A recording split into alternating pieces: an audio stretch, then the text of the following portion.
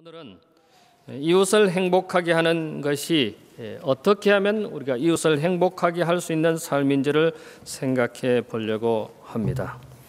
로마서 15장 2절에 있는 말씀을 다시 제가 봉독해 올리겠습니다. 로마서 15장 2절에 우리 각 사람이 이웃을 기쁘게 하되 선을 이루고 덕을 세우라. 여기 사도 바울 선생님이 우리에게 이웃을 기쁘게 하게 선을 이루라, 선을 이루고 덕을 세우라고 그렇게 말씀을 하고 있습니다. 어떻게 하면 이웃을 행복하게 할 수 있을까? 여러분, 어떻게 하면 이웃을 행복하게 할 수 있을까요? 먼저 행복이라고 하는 단어를 좀 생각해 보려고 합니다. 사전을 찾아보니까 우리가 행복을 모르는 사람 아무도 없으리라고 생각합니다만은 사전에 이렇게 기록되어 있습니다. 생활 속에서 기쁘고 즐겁고 만족을 느끼는 상태, 불안감을 느끼지 않는 안심해 하는 것이라고 기록되어 있습니다.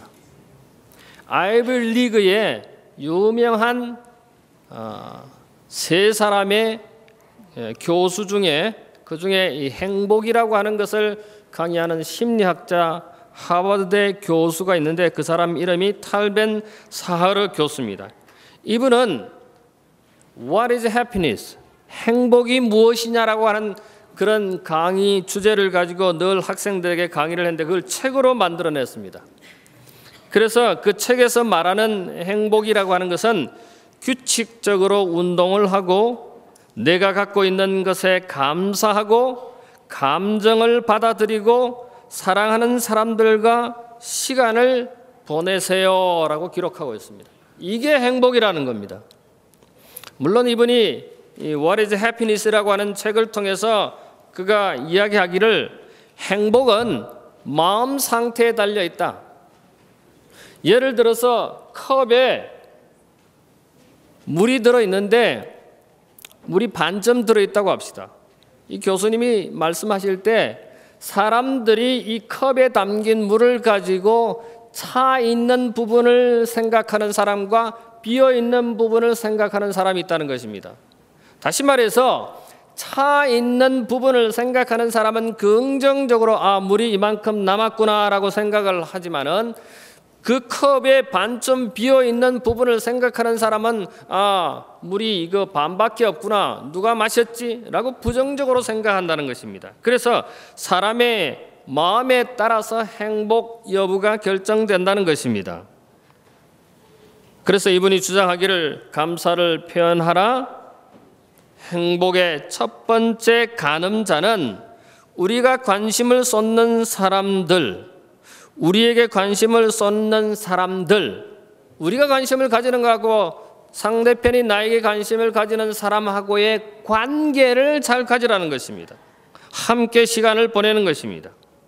행복의 가장 중요한 원천은 여러분 옆에, 앞에, 뒤에 앉아 있는 사람일지도 모른다는 것입니다. 그래서 그런 사람들에게 감사하고 그런 사람들과 함께 시간을 보내는 그것이 행복이라는 겁니다. 다시 말씀드리면은 요약하면은 행복은 관계이고 운동이다 이렇게 말하고 있습니다. 성경은 이 행복에 대해서 어떻게 이야기를 하느냐면 신명기 10장 13절에 보면은 여호와의 명령과 규례를 지키는 것이 행복이라고 말하고 있습니다. 다시 말씀드리면 하나님을 경외하는 것이 진정한 행복이라고 하는 것을 성경은 말합니다. 우리가 잘 아는 록펠러는 어렸을 때 너무 가난해서 하나님 저 부자 되게 해주세요 라고 맨날 기도했대요. 그래서 처음으로 이제 주급으로 일주일 동안 열심히 일하고 이제 그 주급으로 월급을 받았는데 그 돈이 30불이었다고 그래서 그 30불을 가지고 화장실에 가서 돈을 셌다고 그래요. 이야, 내가 드디어 돈을 벌었구나.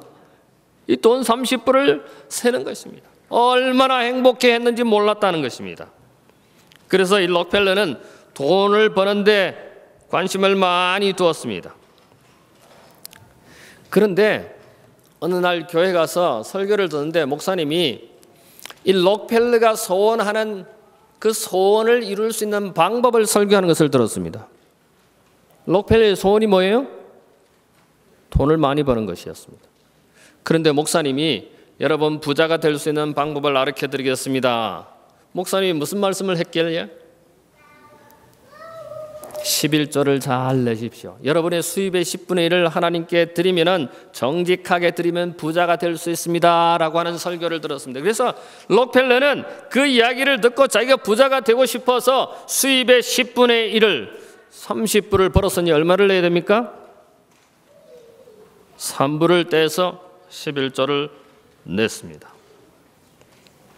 그리고는 수입이 생길 때마다 10분의 1을 하나님께 정직하게 잘 드렸습니다. 그래서 우리가 알다시피 록펠러는 세계 최대 부자가 되었습니다. 처음에는 돈을 버는데 모든 시간을 투자했습니다. 이제는 거부가 되어서 재물이 많아서 돈이 많아서 그 돈을 어떻게 하면 지킬 것인가 맨날 고민했어요. 그래서 철조망을 치고 또 개를 사다 놓고 그 재물을 지키기 위해서 애를 썼습니다. 너무 애를 쓰다 보니까 스트레스가 받으니까 위장병이 생겼어요. 악성 위궤양이 걸렸습니다. 스트레스를 받으니까. 그래서 어느 날 이 록펠러가 아이고 하나님 제가 잘못했습니다. 그리고는 돈을 모으는 데만 신경을 쓰는 것이 아니라 이제는 돈을 나누는 데 신경을 쓰기 시작했습니다. 그래서 유명한 리버사이드 교회라고 하는 아주 좋은 교회당을 짓고 그 다음에 학교들을 짓고 이 록펠러가 세운 이 교회나 학교가 굉장히 많다는 이야기를 들었습니다. 그래서 이제는 어떻게 하면 돈을 쓸 것인가? 여러분 돈을 버는 것보다 돈을 쓰는 것이 더 쉬울까요? 어려울까요? 전 잘 모르겠어요. 돈을 벌어서 많이 써보지는 않아서 돈을 쓰는 것이 쉬운지 돈을 버는 것이 쉬운지는 모르겠지만 어쨌든 이 록펠러는 돈을 어떻게 하면 유용하게 쓰는지를 시간을 신경을 많이 썼다고 하는 것입니다. 시편 128편 1절로부터 2절 제가 좋아하는 말씀입니다. 여호와를 경외하는 것이 뭐예요?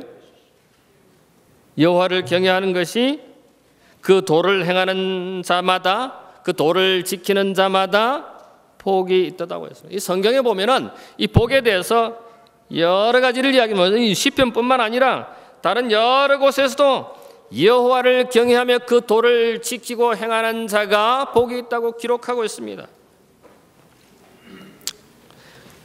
엘라라고 하는 어린 소녀가 아빠 에디와 함께 식당에 갔습니다. 그래서 주문한 식사가 나왔습니다. 멋진 접시에 먹고 싶은 음식이 차여 있었습니다. 그리고는 나이프와 포크가 있었습니다. 그런데 그 순간 이 엘라는 창밖을 보게 되었습니다. 우연히. 근데 창밖에 보니까 의자에 어떠한 노숙인이 앉아 있었습니다. 그 옆에는 짐이 있고 허름한 나이가 들어 보이는 몹시 초췌해 보이는 노인이 그 의자에 앉아 있었습니다. 그 모습을 본 이 어린 소녀 엘라는 아빠에게 이렇게 질문합니다. 아빠, 왜? 이 접시의 음식을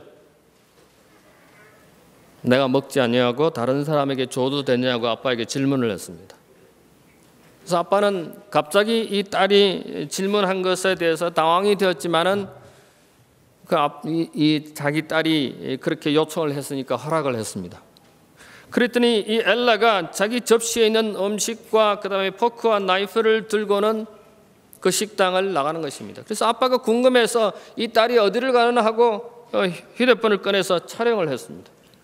이 아이가 문을 열고 나가더니 그 의자에 앉아있는 초췌해 보이는 노인한테 갔습니다. 그리고는 그 노인에게 그 접시를 내밀었습니다. 배가 몹시 고파있던 이 노숙인은 어린 소녀가 갖고 온 웬 떡이냐였습니다. 그 접시를 받아들고는 허겁지겁 먹었습니다. 그 모습을 바라본 소녀는 다시 식당 안으로 들어왔습니다. 자기의 음식을 다른 사람에게 주었으니 아마 먹지 못했을 것이라는 생각이 듭니다마는 아버지가 딸에게 질문을 했습니다. 엘라야, 왜 너는 너의 음식을 저 사람에게 주었니? 라고 질문을 했습니다. 그때 엘라가, 그 딸이, 어린 소녀가 이렇게 대답을 했습니다. 아빠, 나는 언제든지 음식을 먹을 수 있고 내가 가진 것이 많아요. 그런데 저 밖에 있는 저 사람은 가진 것이 없고 초라하고 배고파 보여서 내 음식을 갖다 드렸습니다. 아버지는 그 장면을 사진으로 찍었기 때문에, 아니 영상으로 찍었기 때문에 그걸 SNS에 올렸습니다. 내 딸이 이렇게 자기의 음식을 자기가 먹지 않냐고 노숙인에게 주었다. 그런데 그 장면을 본 많은 사람들이 전화를 하고 심지어 방송국에서도 연락해서 이 두 사람은 유명한 인사가 되었습니다. 엘라가 유명한 소녀가 되었습니다. 그런데 전화 온 중에 한 사람의 이름이 로젠이라고 하는 사람이 전화를 했는데 나이 많은 여인이었습니다.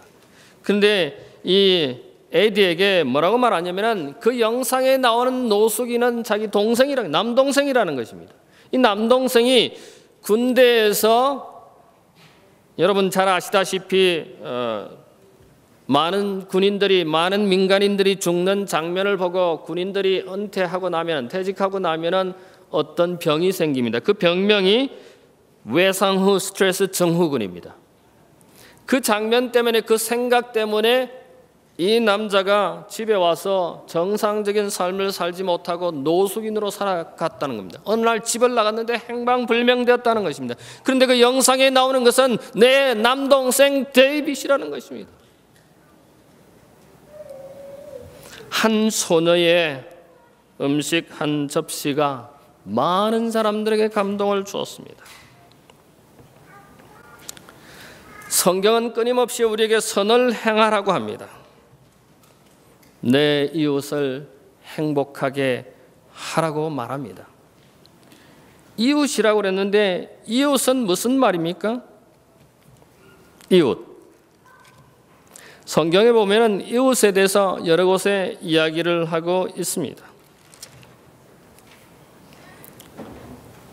몇 군데가 있지만 예수님께서 내 이웃이 누구냐라고 질문한 직접적인 단어가, 문장이 있기 때문에 누가복음 10장에 있는 말을 좀 찾아보려고 합니다. 누가복음 10장은 25절부터 37절에 나와 있는 내용은 우리가 너무나 다 잘 아는 내용입니다.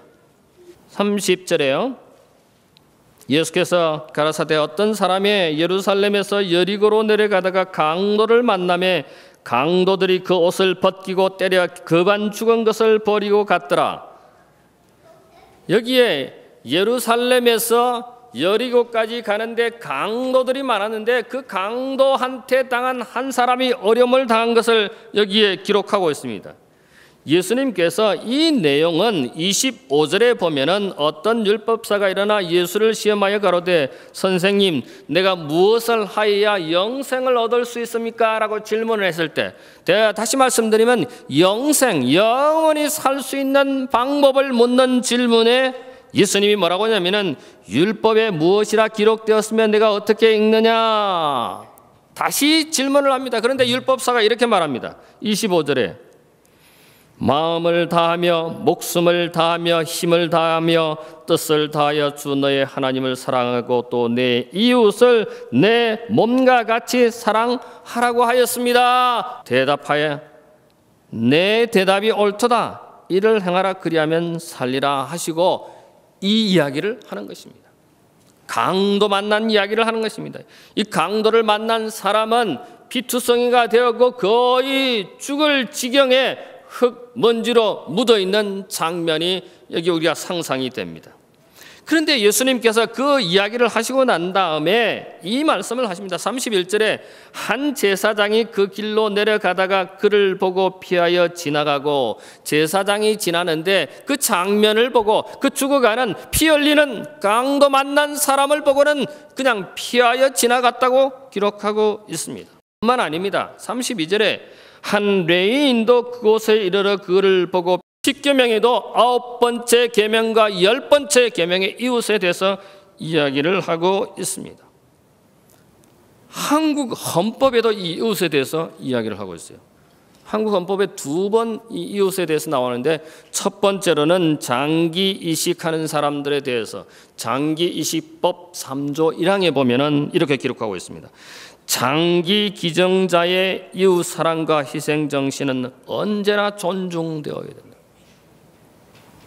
그 다음에 두 번째 헌법은 제대할 관리법 3조 1항에 보면은 헌혈하는 사람들에 대해서 이렇게 이야기하고 있습니다.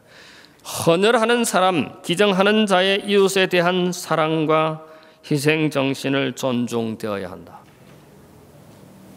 헌혈하는 것이 쉽고도 어려운 것 같아요.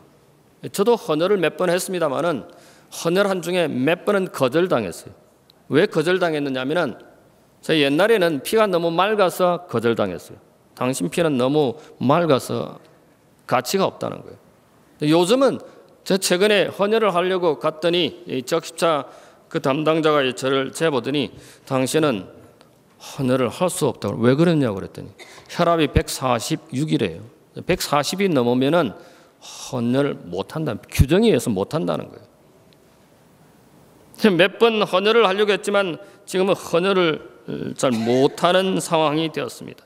그런데 우리나라 대한민국 헌법이 이 헌혈을 하는 사람들의 사랑과 희생 정신은 존중되어야 한다고 하는 거죠. 요즘 SNS에서 이웃에 대한 개념이 많이 있습니다. 뭐 페이스북이나 블로그나 이런 데 보면은 이웃 추가, 친구 추가해서 이웃이 정말 내가 모르는 사람도 이웃이 되는 전 세계적으로 가까워지는 그런 세계가 되었습니다. 그런데 유대인은 이 이웃의 개념이 뭐냐면은 유대인으로서 출생하거나 또 유대계로 개종하는 사람을 이웃으로 여깁니다. 그 외에는 이웃으로 여기지 않습니다. 누가 나의 이웃인가? 강도 만난 사람의 이웃이 누굽니까? 제사장입니까? 레위인입니까? 사마리아인입니까? 결론적으로는 자비를 베푼 사람입니다. 이웃은 제사장도 아니고 레위인도 아니고 사마리아인도 아닙니다. 사실은 이 유대인과 사마리아인은 관계가 아주 좋지 않습니다. 사실은 피줄은 똑같습니다. 그러나 뿌리 깊은 적대감이 있는 사람들이 유대인과 사마리아인들입니다. 서로 미워하고 원수처럼 지내는 관계가 유대인과 사마리아입니다. 북방 이스라엘이 망하고 난 다음, 사마리아가 있는 북방 이스라엘이 망하고 난 다음 남방 유다도 나중에 결국은 망하게 되죠. 그런데 이런 역사 속에서 BC 721년에 아시아리가 침략을 해서 북이스라엘이 망하게 되죠. 그런데 이 사르곤 2세가 이 북방 이스라엘의 혼혈 정책을 해서 유대인들을 갖다가 다른 사람들하고 같이 결혼시키고 이주 오게 해서 순수 혈통의 유대인이 망가집니다. 그래서 남방 유대인들은 절대로 다른 사람하고 결혼을 하지 않기 때문에 남방 유대인들이 생각할 때 자기들이 정통 순수한 유대인이고 북방 이스라엘인 이 사마리아인들은 혼혈했기 때문에 이 사람들은 아예 이방인 취급하는 것입니다. 유대인 취급하지 않는 것입니다. 그래서 사마리아에 있는 이 유대인들이 남방에 있는 예루살렘 성전에 가서 예배를 드리려고 하는데 반대해서 못 가니까 그 북방 이스라엘의 그리심산 꼭대기에다 성전을 짓습니다. 이 성전을 지으니까 예루살렘 성전을 가지고 있던 남방 유대인들이 생각할 때 이거는 도대체 있을 수 없는 일입니다. 그래서 더 이 북방에 있는 사마리아인들을 더 멸시합니다. 더 감정이 깊어집니다. 나중에 이 그리심산 꼭대기에 있는 이 성전도 남방에 있는 유대인들에 의해서 파괴됩니다. 그 다음에 이제 꼭대기가 아닌 중간 언덕에도 또 성전을 이 사마리아인들이 짓습니다. 그래도 방해합니다. 그러니까 이 사마리아인들이 화가 나가지고 예루살렘 성전에다가 시체 뼈를 갈아가지고 뿌립니다. 그러니까 유대인들이 그곳에서 유월절을 지킬 수 없게 됩니다. 점점 더 이 반목이 깊어집니다. 적개심이 정오합니다. 그들은 서로 거래하지 않습니다. 서로 상종하지 않습니다. 심지어는 물건을 같이 쓰지 않고 같은 자리에도 앉지 않습니다. 혹시 돈을 주고받을 때는 다른 민족, 다른 사람을 통해서 돈을 전달받습니다. 식사도 같이 하지 않습니다. 사마리아인들에 대한 유대인의 적개심이 기도문에도 있어요.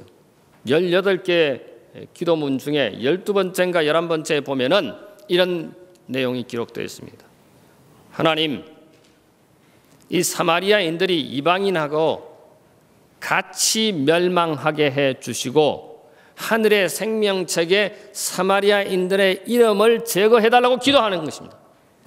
누가복음 10장 36절과 37절에 보면은 내 의견에는 이 세 사람 중에 누가 강도 만난 자의 이웃이 되겠느냐. 제사장일까요? 제사장은 관심을 두지 않았습니다. 민수기 19장 11절로부터 보면은 이 제사장은 부정적인 것을 절대 만지면 안 되는 것입니다. 그러니까 피를 흘리는 그것은 부정적인 것이기 때문에 만질 수가 없습니다. 정당합니다.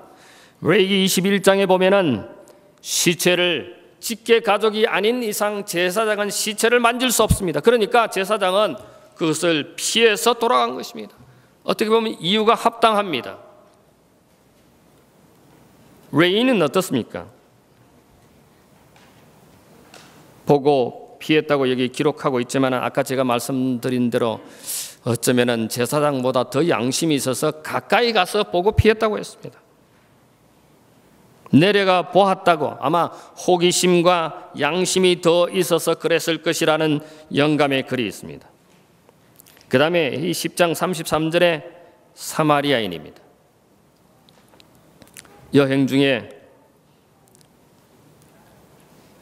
보통 여행 중에 있으면은 여행 중에 길을 가다가 어려운 사람이 있으면은 돕기가 어렵습니다. 왜냐하면 다음 비행기를 타야 되고 또 시간이 정해져 있기 때문에 여행 중에 있는 사람은 다른 사람을 돕기가 좀 힘듭니다. 그러나 이 사마리아인은 여행 중에 죽어가는 사람을 돌보아 줬습니다. 그런데 여기에 나와 있는 이 누가복음 10장에 나와 있는 사마리아인에 대해서 시대의 소망 504쪽에 아주 상세하게 기록해 놨는데 제가 설명하는 것보다 읽어드리는 것이 더 좋을 것 같습니다. 제가 읽어드리겠습니다. 그 사람은 그의 얼굴에 침을 뱉고 멸시하면서 지나갈 것이라는 사실을 사마리아인은 잘 알고 있었다. 만약에 자기가 그 다친 그 사람, 피 흘리는 그 사람을 도와주면은 다른 사람이 침을 뱉고 지나갈 것이라고 하는 것을 알았다는 것입니다. 그러나 그런 이런 것 때문에 주저하지 않았다. 그는 이곳에서 지체하면 자신도 폭행당할 위험이 있다는 것도 생각지 않았다. 그는 그 강도가 자주 나타나는 길목이었기 때문에 그곳에서 그 사람을 도와주다가는 또 다른 강도가 자기에게 어려움을 줄 것을 알았다는 거예요. 그러나 그것까지도 생각지 않았다. 도움이 요구되는 고통당하는 한 인간이 그의 앞에 있는 것만이 문제였다. 그는 옷을 벗어서 그를 덮어 주었다. 저는 이 말씀을 읽으면서 제 평생에 추워서 벌벌 떠는 사람 혹은 옷이 필요한 사람에게 내가 옷을 주었나를 생각해 봤습니다. 그런데 이 사마리아인은 자기 옷을 벗어서 피 흘리는 그 강도당한 사람에게 옷을 덮어 주었습니다. 그가 자신의 여행을 위하여 준비한 기름과 포도주를 상처 입은 사람을 치료하고 원기를 회복시키는 데 사용하였다. 그는 그 사람을 짐승에 태운 다음 자기가 타고 가야 할 그 짐승의 나귀에 자기가 타지 아니하고 그 강도당한 사람을 짐승에 태우고 부상당한 사람이 흔들려서 더 고통을 당하지 않게 일정한 보폭으로 천천히 그렇다. 얼마나 배려심이 있습니까? 이 사람이 상처를 입어서 나귀를 타고 가는데 그 나귀가 흔들려서 빨리 가서 흔들려서 그 상처가 그 고통이 증가할까 봐 천천히 걸어갔다고 기록하고 있습니다. 주막으로 데리고 와서 밤을 지새우며 친절히 돌봐주었다. 여러분, 밤새도록 이 강도당한 피 흘린 이 사람을, 이 환자를, 이 고통당하는 사람을 돌보아 주었다고 기록하고 있습니다. 아침에 환자가 좀 나은 것을 보고 사마리아인은 길을 떠나려고 하였다. 그러나 떠나기 전에 주막 주인에게 그를 돌봐달라고 부탁하고 그 비용을 지불하고 그를 위하여 돈을 맡겼다. 또 치료할 돈을 지불하고 심지어는 족하지 않아 그는 더 많은 비용이 들 경우를 대비해서 주인에게 이 사람을 돌보아 주라. 부비가 들면 내가 돌아올 때 갚아주리라 약속했습니다. 사랑하는 앤더슨 한인교회 가족 여러분, 강도당한 도움이 필요한 사람, 이 사람에게 제사장이 이웃입니까?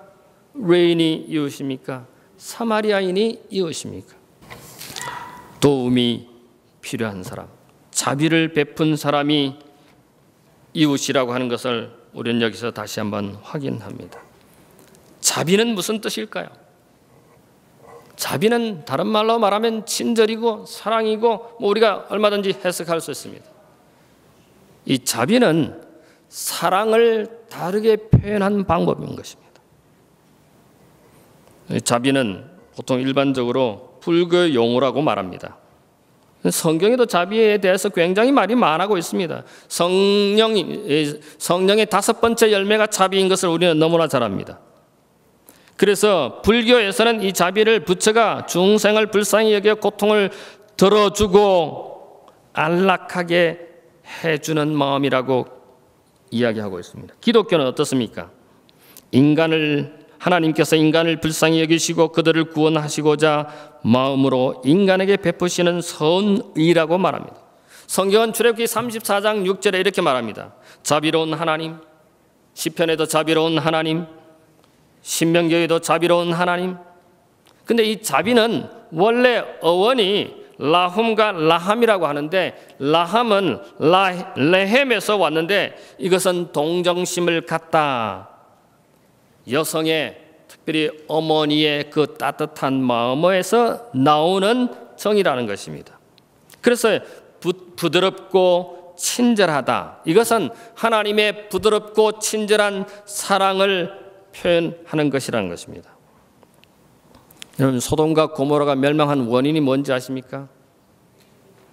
죄악이 많아서, 물론 죄악이 많아서 그랬죠. 무자비 때문에 소돔과 고모라가 멸망당했습니다.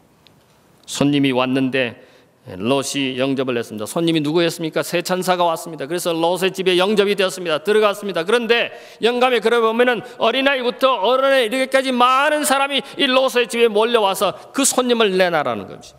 뭐 하게요? 동성연애하기 위해서. 그 무자비한 행동 때문에 소돔과 고모라는 멸망을 당했습니다. 마태복음 12장 7절에 보면 나는 자비를 원하고 제사를 원치 않는다고 예수님께서 말씀하셨습니다. 사랑하는 우리 앤더슨 한인교회 가족 여러분, 도움이 필요한 우리 주위의 많은 사람들이 우리의 이웃입니다. 한 여성이 비행기를 탔습니다. 몇 시간을 비행해야 되는 그런 상황에 읽을 책을 가지고, 그리고 책 읽다가 잠이 오면 잠을 자야지라고 생각하고 비행기를 탔습니다. 비행기가 이륙하기 직전 조금 전에 일단에 군인들이 타는 것을 봤습니다. 자기 옆자리에도 군인이 한 명 앉았습니다. 그래서 어디 가느냐고 물었습니다. 어디를 간다고 말했습니다. 그리고 그 군인이 이야기할 때 그곳에 가서 우리가 2주 동안 특수훈련을 받고 아프가니스탄에 배속될 것입니다 말했습니다. 그래서 군인이 그렇게 하는 모양이다 생각을 하고 비행을 한 1시간 후에 스튜어디스들이 음식을 판매했습니다. 식사 시간이었기 때문에. 그런데 이 여성이, 이 군이 뒤에 있는 군인하고 하는 이야기를 들었습니다. 그 내용인즉 너 점심 5불짜리 사 먹을 거냐고 질문하는데 그 뒤에 있는 군인이 돈이 모자라기 때문에 그냥 기지에 갈 때까지 참겠다는 이야기입니다. 그래서 이 앉아있는 여성이 생각할 때 나 이 사람들을 점심을 사줘야 되겠다 싶어서 일어나서 뒤편으로 갔습니다. 스튜디오스들이 있는 뒤편에 가서 이 10명의 군인들에게 제가 점심을 사고 싶습니다. 그리고는 50불을 냈습니다. 근데 그 50불을 받는 스튜디오스가 갑자기 눈물을 흘렸습니다. 자기 아들도 이라크에서 군인으로 복무한 경험이 있다는 것입니다. 너무 감사하다고 했습니다. 그래서 그 스튜디오스가 음식을 군인들에게 10명의 군인들에게 나누어 줬습니다. 그리고는 그 스튜디오스가 이 여인에게 음식을 가져와서 소고기를 원합니까? 닭고기를 원합니까? 라고 물어봤습니다. 이 스튜디오스가 기장에게 보고하고 1등식 식사를 이 여인에게 가져온 것입니다. 그리고 조금 후에 기장이 직접 조종실에서 나와서 이 여인에게 다가왔습니다. 그리고는 감사를 표현했습니다. 저도 군인 출신입니다. 저도 군 조종사 출신입니다. 언젠가 어떤 사람이 저에게 식사를 한 끼 사줬는데 잊을 수 없습니다. 오늘 당신이 10명의 군인들에게 식사를 사준 것은 참으로 감사한 일입니다. 그 내용이 스튜디오에서 그 어나운스 되었습니다. 그랬더니 모든 사람들이 이 여인에 대해서 박수를 쳤고 또 군인들을 격려하는 박수를 쳤습니다. 이제 내릴 때 기착지에 정착 와서 내릴 때에 어떤 한 사람이 이 여인에게 다가왔습니다. 그리고는 주머니를 푹 쑤시고 갔습니다. 그래서 꺼내 보니까 50불이 들어있는 거예요. 그래서 이 여인이 이 50불을 내가 가질 수 없다라고 생각하고 이제 군인들 10명이 내려서 차를 타려고 하는 그 자리에 달려가서 그 50불을 그 군인들에게 넣어 주었습니다. 저는 이 이야기를, 이 비디오 클립을 봤을 때 매우 감동이 되었습니다. 나는 이런 경험이 있는가? 저는 우리 교회, 앤드루스 한인 교회가 그런 교회가 되었으면 참 좋겠습니다. 도움이 필요한 사람들에게 도움을 줄 수 있는 교회, 도움이 필요한 사람들에게 도움을 줄 수 있는 성도가 되었으면 참 좋겠습니다. 그렇게 할 때 그 도움을 받는 사람들이 행복을 느낄 것입니다. 만족을 느낄 것입니다. 안전을 느낄 것입니다. 그런 교회가, 그런 성도들이 되는, 그래서 우리에게 최고의 모본을 주신 주님께서 이 땅에 오셔서 그렇게 하신 것처럼 또 주님이 우리를 데리러 머지않은 장래에 오실 터인데 그런 일을 하다가 주님을 뵙는 여러분과 제가 되기를 간절히 바라면서 말씀을 마치겠습니다.